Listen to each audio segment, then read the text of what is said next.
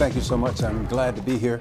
I think certainly immigration, the refugee issue, safety and security for Virginians, the economy, and jobs are most important as we go forward.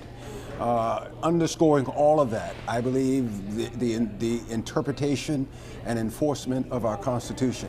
You hear me say today that it's the Constitution, it's not the Quran, it's the Constitution, it's not Muslims, it's not immigration. We enforce our laws, enforce our constitutions. We have our Constitution, we have no problem. The Constitution of the United States and also the Commonwealth. A lot of what we heard today, I think just rings true, that refugees coming into Virginia, coming into the United States, provide a security problem. And we don't need more refugees until we stop the killing of U.S. citizens, either here or abroad, but certainly until we secure and protect citizens first. That's the idea. We don't let people in our home.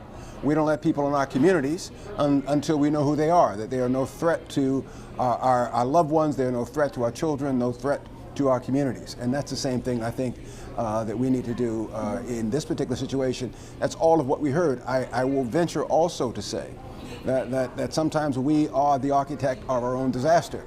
We elect the very politicians who appoint the very people who make these crazy and stupid decisions. Every problem, I believe, in America can be laid, and certainly in Virginia, can be laid squarely at the feet of elected officials. When we get around to electing responsible people who not only say what they're going to do, but have the background to say and do what they say they're going to do, that, I think, is the time that we will stop seeing this madness, this sickness, this idea that Americans, Virginians, can be killed in their homes, in their schools, this idea that people can plant bombs on planes, this idea that people can come to this country and treat it as if it is their own country. No, it's not. These are the United States of America, and we need to secure our home front first. First day on the job, when I get in office, I will make sure that the safety of Virginians is sacrosanct. That is foremost. I'll make sure that there is a halt to refugees coming into Virginia until we determine not only who they are, but where they're coming from. I believe that the 10th Amendment to the United States Constitution is very real. And the idea that we can let our president or we can let other politicians tell us in Virginia that we should violate the Constitution of the United States is ludicrous. I think we need more what I call backbone from our attorneys generals throughout this country. They need to stop caving on constitutional issues, and they need to stand up for what is right. Once we do that, I think we'll be on the right road. It takes courage to stand up in the face of a president of the United States and say, no, we're not going to take refugees into Virginia. It takes courage to stand up and say, we must first not only protect our borders in the United States, but we must first protect Virginians. And the protection of Virginians, I think, comes first.